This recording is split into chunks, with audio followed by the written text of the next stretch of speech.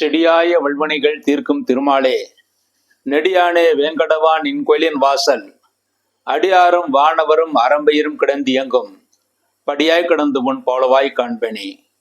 உலகெங்கும் இருக்கின்ற சீனிவாசன் பஞ்சாங்கம் டிவினர்களுக்கு என்னுடைய பணிவான வணக்கங்கள். இன்றைய பதிவில் இந்த வாரத்திய விரதாதி முக்கிய விசேஷங்களை பற்றி பார்ப்போம். இன்றைய தினம் குரோதி வருஷம் தை மாதம் 27ஆம் தேதி பிப்ரவரி 9/2/2025 ஞாயிற்றுக்கிழமை. இன்றைய தினம் துவாதசி திதி. இன்றைய துவாதசி திதி இரவு 7:25 வரை இருக்குது. அதன் பிறகு திரோசி திதி வருகிறது. இன்றைய நட்சத்திரம் திருவாதிரை நட்சத்திரம். மாலை 5:53 வரை திருவாதிரை நட்சத்திரம். அதன் பிறகு புனர்பூஷம் நட்சத்திரம். விஷ்கம்பன் நாம் யுகம், பவகரணம், நேத்திரம் 2, ஜீவன் 1 என்ற அளவில் இருக்கிறது. திருவாதிரையும் புனர்பூசம் ஞாயிற்றுக்கிழமை சேரும் போது சித்தியோகம் ஆக வேண்டிய தினம் நாள் முழுதுமாக 60 நாளிகை சித்தியோகமாக இருக்கிறது. இன்றைய தினம் பீஷ்ம துவாதசி என்று கூறுவார்கள். இன்றைய தினத்திலே துவாதசி என்று விரதம் இருந்து பெருமாளை வழிபாடு செய்தால் பீஷ்மர் எப்படி வைராக்கியத்துடன் இருந்தாரோ அப்படியே நாமும் வைராக்கியத்துடன் இருந்து சகல காரியங்களிலும் வெற்றி பெறுவோம் என்று இருக்கிறது. மேலும் பீம துவாதசி விரதம், பீமன் இந்த துவாதசியில விரதம் இருந்துதான் அளவற்ற சக்தியையும் பலத்தையும் பெற்றான் என்றிருக்கிறது. ஆகவே பலம் பெறுவதற்காக துவாதசி விரதம் இருந்து இன்றைய தினம் பெருமாளை வழிபாடு செய்வது மிகவும் சிறப்பானது.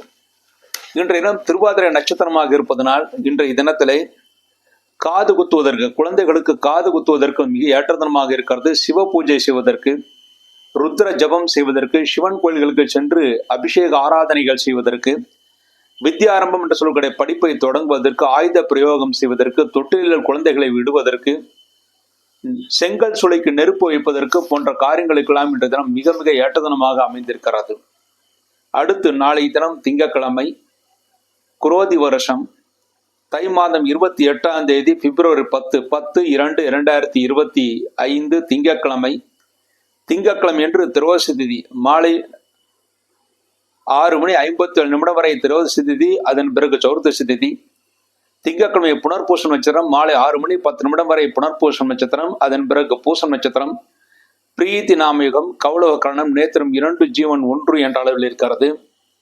திங்கட்கிழமையும் புனர்பூசம் சேரும்போது அமிர்த யோகம், திங்கட்கிழமையும் பூசம் சேரும்போது சித்தியோகம். ஆகவே திங்கட்கிழமை நாள் முழுதுமாக அமிர்த யோகம் சித்தியோகமாக இருக்கிறது. அன்றைய தினம் விவாகம், சுபகாரியங்கள் செய்வதற்கு, அதாவது திருமணம் போன்ற அனைத்து சடங்குகள் செய்வதற்கு மிக ஏற்றதனமாக இருக்கிறது. அன்றைய தினம் புனர்பூசம் நட்சத்திரமாக இருப்பதனால் சீமந்த வளைகாப்பு செய்வதற்கு மிக ஏற்றதனம். இன்றைய தினம் சீமந்த வளைகாப்பு செய்தால் நல்ல நேரத்தில் அழகான குழந்தைகள் பிறக்கும் என்று இருக்கிறது. புதுமனை புகழ நடத்துவதற்கு, வாஸ்து பூஜைகள் செய்வதற்கு, புதிதாக பதவி ஏற்றுக்கொள்வதற்கு, குழந்தைகளுக்கு காது குத்துவதற்கு, வித்யாரம் என்று சொல்லக்கூடிய படிப்பை தொடங்குவதற்கு, உபநயனம் செய்வதற்கு, காயத்ரி மந்திரத்தை உபதேசம் செய்வதற்கு, உபதேசம் பெறுவதற்கு, ஏறு உழுவதற்கு, ஆயுதம் பயில்வதற்கு, புதிதாக வாகனத்தை வாங்கி பூஜை போட்டு அதில் புதிதாக வாகனத்தை ஏறுவதற்கு, திருமணம் போன்ற அனைத்து காரியங்கள் செய்வதற்கு, பெண் பார்ப்பதற்கு, வரன் பார்ப்பதற்கு, ஜாதக பரிவர்த்தனை செய்து கொள்வதற்கு, நிச்சயதார்த்தம் செய்வதற்கு, நிஷேகம் என்று சொல்லக்கூடிய சாந்தி முகூர்த்தம் செய்வதற்கு, பும்சவனம் என்று சொல்லக்கூடிய சடங்கை செய்வதற்கு, வீடு கட்ட ஆரம்பிப்பதற்கு, வியாதியஸ்தர்கள் மீண்டும் வியாதி வரக்கூடாது என்பதற்காக வியாதியஸ்தர்கள் மருந்து உண்பதற்கு, வெளிநாடு யாத்திரைகள் செல்வதற்கு, தேவஸ்தல யாத்திரைகள் செல்வதற்கு போன்ற அனைத்து காரியங்களுக்கும் ஒரு முழு சுபமுகூர்த்த தினமாக திங்கட்கிழமை அமைந்திருக்கிறது. அன்றைய தினம் உத்தம வராக கல்பாதி என்று பஞ்சாங்கத்தில் போடப்பட்டிருக்கும் கல்பாதி புண்ணிய தினம். அன்றைய தினத்தில் சில ஹோமங்கள் செய்வதற்கும் சில தர்ப்பணங்கள் செய்வதற்கும் ஏற்ற தினம். திங்கட்கிழமை அன்றைய தினம் பிரதோஷம் வருகிறது. திங்கட்கிழமை பிரதோஷம் என்றால் சோம பிரதோஷம். அன்றைய தினம் சிவபெருமானை மாலை நேரத்திலே பிரதோஷ காலத்திலே வழிபாடு செய்தால் நோய் நொடிகள் அகலும் என்று இருக்கிறது. ஆகவே நோய் நொடிகள் அகழ்வதற்காக அன்றைய தினம் சிவ வழிபாடு செய்வதற்கு, பிரதோஷ கால தெய்வ வழிபாடு செய்வதற்கு மிக ஏற்ற தினமாக அமைந்திருக்கிறது. அடுத்து செவ்வாய்க்கிழமை, குரோதி வருஷம் தை மாதம் 29ஆம் தேதி பிப்ரவரி 11/11/2/2025 செவ்வாய்க்கிழமை. செவ்வாய்க்கிழமை என்று சௌர்தசி திதி. அன்றைய சௌர்தசி திதி மாலை 6:56 வரை இருக்கிறது. அதன் பிறகு பௌர்ணமி திதி வருகிறது. அன்றைய தினம் பூசம் நட்சத்திரம். பூசம் நட்சத்திரம் மாலை 6:34 வரை பூசம் நட்சத்திரம். அதன் பிறகு ஆயில்யம் நட்சத்திரம். ஆயுஷ்மான் நாமயுகம், கரசை கரணம், வணிசை கரணம், நேத்திரம் 2, ஜீவன் 1 என்ற அளவில் இருக்கிறது. பூசம் நட்சத்திரம் ஆயில்யம் நட்சத்திரமும் செவ்வாய்க்கிழமை சேரும்போது சித்தியோகம். ஆகவே செவ்வாய்க்கிழமை நாள் முழுதுமாக 60 நாளைக்கு சித்தியோகமாக இருக்கிறது. அன்றைய தினம் மாத நரசிம்ம சதுர்தசி. மாதம் நரசிம்மரை வழிபாடு செய்பவர்களுக்கு, நரசிம்மரை குலதெய்வமாக கொண்டவர்களுக்கு அன்றைய தினம் நரசிம்மர் கோயிலுக்கு சென்று நரசிம்மரை வழிபாடு செய்வதற்கு ஏற்ற தினம். துளசி மாலை அணிவித்து தேங்காய் பழம் கொடுத்து வழிபாடுகள் செய்யலாம். பானக வழிபாடு, பானகத்தை வழிபாடு செய்வது, கொடுத்து வழிபாடு செய்வது மிகவும் ஏற்றது. அன்றைய தினத்திலே கடன் சுமையால் தவிப்பவர்கள் அன்றைய தினம் கடன் சுமை தீர்வதற்காக அவசியம் அன்றைய தினம் பெருமாள் கோயிலில் இருக்கின்ற நரசிம்மர் கோயிலுக்கு சென்று நரசிம்மருக்கு ருண விமோச்சன ஸ்தோத்திரத்தை பாராயணம் செய்து அன்றைய தினம் கடன் தொகையிலே சிறு தொகையாவது கொடுத்தால் விரைவில் கடன் சுமைகள் தீர்ந்து நன்மைகளை ஏற்படுத்தி கொடுக்கும். அன்றைய தினம் புஷ்ய ஸ்நானம்.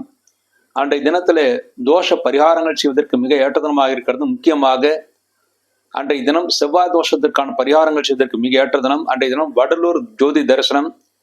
வடலூரிலே ஜோதி தரிசனத்தை காண்பிப்பார்கள். அதை தரிசனம் செய்தால் புண்ணியம் கிடைக்கும், மேலும் மோட்சம் கிடைக்கும் என்று கூறுவார்கள். அருட்பெருஞ்சோதி, தனிப்பெருங்கருணை அருட்பெருஞ்சோதி அவருடைய தரிசனம் செய்வதற்கு மிக ஏற்ற தினம். அன்றைய தினம் அன்னதானம் செய்வது அளவற்ற அளப்பரிய நன்மைகளை ஏற்படுத்தி கொடுக்கும். அன்றைய தினம் தைப்பூசம். தைப்பூசம் என்பது முருகப்பெருமானுக்கு மிக மிக உகந்த தினமாக போற்றப்படுகிறது. பொதுவாக தைப்பூசம் என்பது எதற்காக கொண்டாடுகிறோம் என்றால், அன்றைய தினத்திலே ஞான பலம் கிடைக்காத காரணத்தினால் முருகப்பெருமான் தாயினரிடம் கோபித்து கொண்டு பழனி மலையிலே சென்றதாக ஐதீகம். ஆகவே அன்றைய தினம் பழனி மலைக்கு சென்று பழனி முருகனை ஆராதனை செய்வது, எங்கெல்லாம் முருகன் கோயில் இருக்கிறதோ அங்கெல்லாம் முருகன் கோயிலில் அபிஷேகங்கள் செய்வதற்கு மிக ஏற்றதனமாக அமைந்திருக்கிறது. அன்றைய தினத்திலே முருகப்பெருமானை வணங்கினால் நவகிரக தோஷங்கள் அனைத்தும் விலகும் என்றிருக்கிறது. அன்றைய தினம் காவடி எடுப்பது மிகவும் சிறப்பானது. பொதுவாக 20 வகையான காவடிகள் இருக்கிறது. அதில் முக்கியமாக 10 வகையான காவடிகள். தங்க காவடி, அளவற்ற செல்வம் சேரும். வெள்ளி காவடி, தூய்மையான மனம் கிடைக்கும். பால் காவடி, அன்னத்தினால் ஏற்படக்கூடிய தோஷங்கள், அதாவது அன்னத்தை தூஷணை செய்வதால் ஏற்படக்கூடிய தோஷங்கள் விலகும். சந்தன காவடி, விரைவில் குடும்பத்தில் சுபகாரியங்கள் நடக்கும். பன்னீர் காவடி, ஆரோக்கியத்தை ஏற்படுத்தி கொடுக்கும், உடல் சூடு தனியும். சர்க்கரை காவடி, அதாவது குடும்பத்தில் இனிப்பான நிகழ்ச்சிகள் நடக்கும். தீர்த்த காவடி, எந்த வகையான தோஷங்கள் இருந்தாலும் அந்த தோஷங்கள் எல்லாம் விலகும். எண்ணெய் காவடி, முக்கியமாக சனி தோஷங்கள் விலகும். அன்ன காவடி, அதாவது அன்னதானம் செய்த நல்ல பலன்கள் கிடைக்கும். இளநீர் காவடி, அதாவது பல வகைகள், அளவற்ற பல வகைகள் நமக்கு கிடைத்து நம்முடைய ஆரோக்கியம் சிறப்பாக இருக்கும். தெய்வ கடாட்சம் முழுமையாக கிடைக்கும். இந்த 10 காவடிகள் மிக முக்கியமானது. மொத்தம் 20 காவடிகள் இருக்கிறது. இந்த 10 காவடிகளில் நீங்கள் எந்த காவடியை நீங்கள் எடுத்து முருகனை வழிபாடு செய்தாலும், அல்லது காவடி எடுப்பவர்களை, இந்த காவடிகளை எடுப்பவர்களை நாம் அவர்களுக்கு ஏதாவது தட்சிணைகள் கொடுத்து அவர்களுடைய ஆசீர்வாதம் பெற்றாலும் அந்த பலன்கள் நமக்கு கிடைக்கும். அடுத்து அன்றைய தினம் முருகப்பெருமானை வணங்கினால் நவகிரக தோஷங்கள் விலகும் என்று புராணங்கள் கூறுகிறது. அவர் சிவபெருமானுடைய நெற்றிக்கண்ணிலிருந்து, அதாவது நெற்றிக்கண்ணில் இருக்கின்ற ஊழி என்று சொல்லக்கூடிய பெரு நெருப்பிலிருந்து, ஊழி நெருப்பு என்று சொல்லக்கூடிய பெரு நெருப்பிலிருந்து தோன்றியவர். ஆகவே அவர் சூரிய தோஷத்தை போக்கக்கூடியவர். அவர் சரவண பொய்கையிலே அவர் இருந்து, சரவண பொய்கையிலே 6 கார்த்திகை பெண்களுக்கு மகனாக பிறந்தவர். ஆகவே சரவண பொய்கள் என்பது நீர், அதாவது அற்புதமான நீர். ஆகவே சந்திர தோஷத்தை போக்கக்கூடியவர். அவர் கையிலே வேல் வைத்திருக்கிறார், அதாவது எதிரிகளை துவம்சம் செய்யக்கூடிய வேலை வைத்திருக்கிறார். ஆகவே செவ்வாய் தோஷத்தை போக்கக்கூடியவர். அவர் விஷ்ணுவை மாமனாக கொண்டவர், அதாவது பெருமாளை மாமனாக கொண்டவர். ஆகவே புதன் தோஷத்தை போக்குவார். தன்னுடைய தந்தைக்கே உபதேசம் செய்து குருவாக இருந்து உபதேசம் செய்தவர். ஆகவே அவர் குருடைய தோஷத்தை போக்கக்கூடியவர். அவர் பொதுவாக சுக்கிரனுக்கு அதிதேவதையாக இந்திராணி, பிரதி தேவதையாக இந்திரனை கொண்டாடுவார்கள். அந்த இந்திரனுடைய புதல்வியான தேவியானையை மணந்தவர். ஆகவே சுக்கிர தோஷத்தை போக்கக்கூடியவர். அவர் கையில் இருக்கின்ற வேல் என்பது இச்சாசக்தி, கிரியாசக்தி, ஞான சக்தி என்று சொல்லக்கூடிய அந்த சக்தியின் மூலமாக நம்முடைய கர்ம வினையை போக்கக்கூடியவர். ஆகவே சனி தோஷத்தை போக்கக்கூடியவர். சூரபத்மனை 2 பிரிவாக பிளந்தவர். எப்படி பெருமாள் ராகு கேதுவை 2 பிளவாக பிறந்தாரோ அதை போலவே சூரபத்மனை 2 பிளவாக பிளந்தவர். ஆகவே ராகு கேது தோஷத்தையும் போக்கக்கூடியவர். ஆக அன்றைய தினத்தில் முருகப்பெருமானை வணங்கினால் சகல தோஷங்களும் விலகி நன்மைகளை ஏற்பட்டு எந்த விதமான நவகிரக தோஷங்கள் இருந்தாலும் அதற்கான பரிகாரங்கள் கிடைத்து அதன் மூலமாக நம்முடைய வாழ்க்கை சிறப்பாக அமையும். ஆகவே தைப்பூசம் அன்று அனைவரும் முருகன் கோயிலுக்கு சென்று முருகனை வழிபாடு செய்வோம். அந்த தைப்பூசத்திலே செவ்வாய்க்கிழமை வருவது மிகவும் சிறப்பானது. அன்றைய தினம் செவ்வாய்க்கிழமை என்று அந்த தைப்பூசம் வருகிறது. ஆகவே இந்த மாதத்திற்கே தை மாதத்திற்கே இந்த புஷ்ய மாதம் என்று கூறுவார்கள். ஆகவே இந்த தைப்பூசம் மிக மிக முக்கியமானது தைப்பூசம்.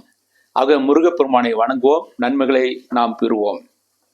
அடுத்து புதன்கிழமை, குரோதி வருஷம் தை மாதம் 30ஆம் தேதி பிப்ரவரி 12/2/2025 புதன்கிழமை என்று பௌர்ணமி திதி.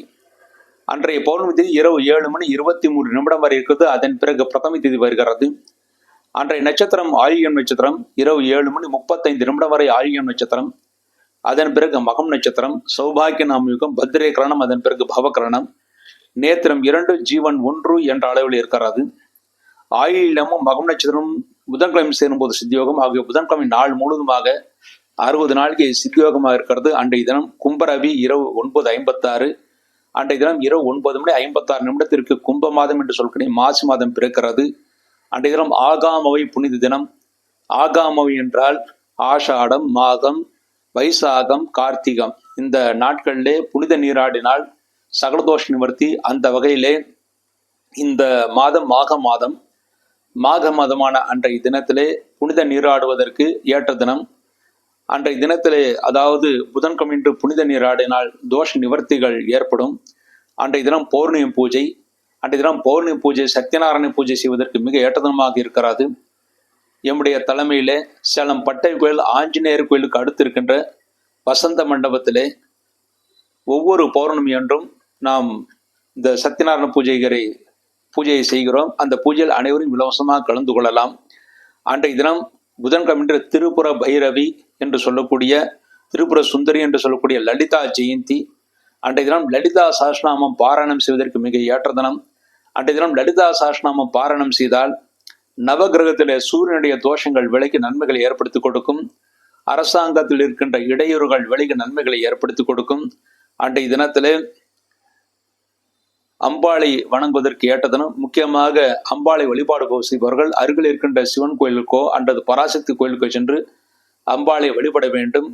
அவ்வாறு அம்பாளை வழிபாடு செய்தால் ராமரை வழிபாடு செய்த அந்த நல்ல புண்ணிய பலன்கள் கிடைக்கும். புண்ணிய காலம் பொதுவாக விஷ்ணுபதி புண்ணிய காலம் இந்த புதன்கிழமை வருகிறது, பௌர்ணமியில வருகிறது. மிக மிக விசேஷமானது. இந்த விஷ்ணுபதி புண்ணிய காலத்தின் பொருட்டு பெருமாள் கோயிலுக்கு சென்று பெருமாளை 108 முறை வலம் வருவது மிகவும் சிறப்பானது. அவ்வாறு வலம் வருவதற்கு மிக மிக ஏற்ற நேரமாக புதன்கிழமை என்று காலை 6 மணி முதல் 7 மணி வரை, அதன் பிறகு காலை 9:30 முதல் 10:30 வரை இந்த நேரங்களிலே பெருமாள் கோயிலில் வலம் வந்தால் விஷ்ணுபதி புண்ணிய காலத்திலே இந்த பெருமாளை வணங்கி வந்தால் நிச்சயமாக நினைத்த காரியங்கள் கைகூடும், பாவங்கள் நசியும், தோஷங்கள் விலகும். அன்றைய தினம் கலியுகாந்தம். சில ஹோமங்கள் செய்வதற்கு, சில தர்ப்பணங்கள் செய்வதற்கு மிக ஏற்ற தினமாக அமைந்திருக்கிறது. அடுத்து வியாழக்கிழமை, குரோதி வருஷம் மாசி மாதம் 1ஆம் தேதி பிப்ரவரி 13/2/2025 வியாழக்கிழமை. வியாழக்கிழமை என்று இரவு 8:22 வரை பிரதமை திதி, அதன் பிறகு துத்திய திதி. அன்றைய நட்சத்திரம் மகம் நட்சத்திரம். இரவு 9:07 வரை மகம் நட்சத்திரம், அதன் பிறகு பூரம் நட்சத்திரம். சோபன நாமயுகம், பாலவ கரணம், அதன் பிறகு கௌளவ கரணம். நேத்திரம் 2, ஜீவன் 1 என்ற அளவில் இருக்கிறது. மகம் நட்சத்திரம் வியாழக்கிழமை சேரும்போது அமிர்த யோகம், பூர்வம் வியாழக்கிழமை சேரும்போது சித்தி யோகம். ஆகிய வியாழக்கிழமை நாள் முழுவதுமாக அமிர்த யோகம் சித்தி யோகமாக இருக்கிறது. அன்றைய மாக பகுளம் என்று பஞ்சாங்கத்தில் போடப்பட்டிருக்கும்.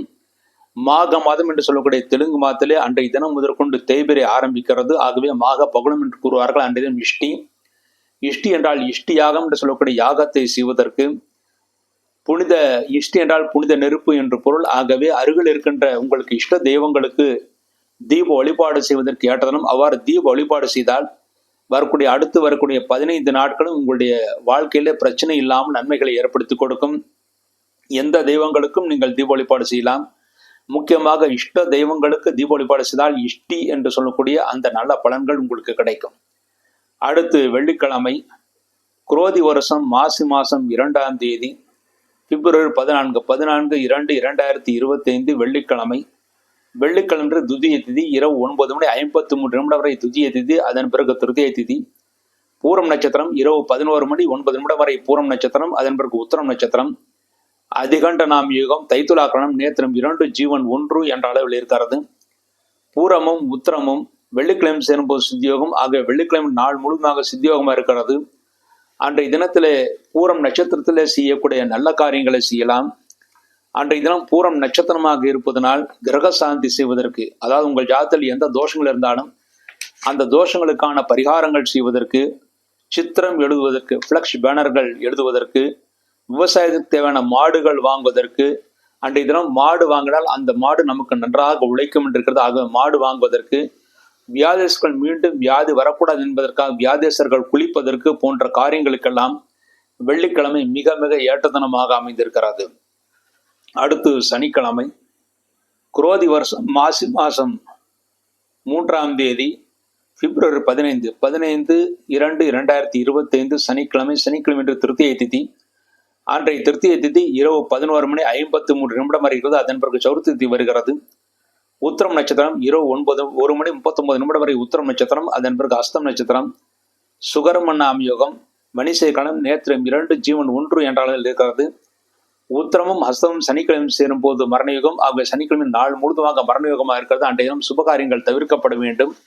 அன்றைய தினம் செய்யக்கூடிய சுபகாரியங்கள் வெற்றி ஏற்படுத்தி கொடுக்காது. அன்றைய தினத்திலே சரியாக இரவு 7 மணிக்கு சேலம் பட்டை கோயில் ஆஞ்சநேயர் கோயிலுக்கு எதிரில் இருக்கிற ஸ்ரீ பிரசன்ன உதாசனம் தேவஸ்தானம் ஸ்ரீ லட்சுமி அக்ரவசனதிக்கு முன்பாக உட்கார்ந்து விஷ்ணு சாஷ்டாம பாராயணம், பஞ்சாத சோத்த பாராயணம், துவாதசநாம பஞ்சரம், ஆபத் உத்தாரண சோத்திரம், லட்சுமி அஷ்டோத்திர சதநாம சோத்திரம் ஆகிய சோத்திரங்கள் பாராயணம் செய்யப்பட்டிருக்கிறது. இந்த சோத்திர பாராயணத்தில் அனைவரும் இலவசமாக கலந்து கொள்ளலாம். இந்த வாரம் சந்திராஷ்டகம் அடைகின்ற ராசிகள் விருச்சிகம், தனுசு, மகரம், கும்பம். இந்த 4 ராசிகளுக்கு சந்திராஷ்டகம் வருகிறது. விருச்சிக ராசியிலே பிறந்தவர்களுக்கு பிப்ரவரி 8 சனிக்கிழமை காலை 6:21 முதல் பிப்ரவரி 10 திங்கட்கிழமை பகல் 11:56 வரை சந்திராஷ்டகம். ஆக விருச்சிக ராசியிலே பிறந்தவர்களுக்கு பிப்ரவரி 8 சனிக்கிழமை, பிப்ரவரி 9 ஞாயிற்றுக்கிழமை, பிப்ரவரி 10 திங்கட்கிழமை என்று 3 நாட்கள் முழு சந்திராஷ்டக தினங்கள். அடுத்து தனுசு ராசியிலே பிறந்தவர்களுக்கு பிப்ரவரி 10 திங்கட்கிழமை பகல் 11:56 முதல் பிப்ரவரி 12 புதன்கிழமை இரவு 7:35 வரை சந்திராஷ்டகம்.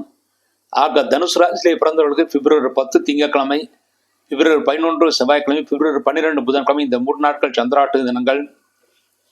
அடுத்து மகர ராசியிலே பிறந்தவர்களுக்கு பிப்ரவரி 12 புதன்கிழமை இரவு 7:35 முதல் பிப்ரவரி 15 சனிக்கிழமை அதிகாலை 5:44 வரை சந்திராஷ்டகம்.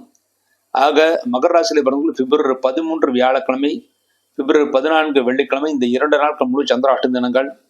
அடுத்து கும்பராசியிலே பிறந்தவர்கள் பிப்ரவரி 15 சனிக்கிழமை அதிகாலை 5:44 முதல் பிப்ரவரி 17 திங்கட்கிழமை மாலை 6:02 வரை சந்திராஷ்டகம்.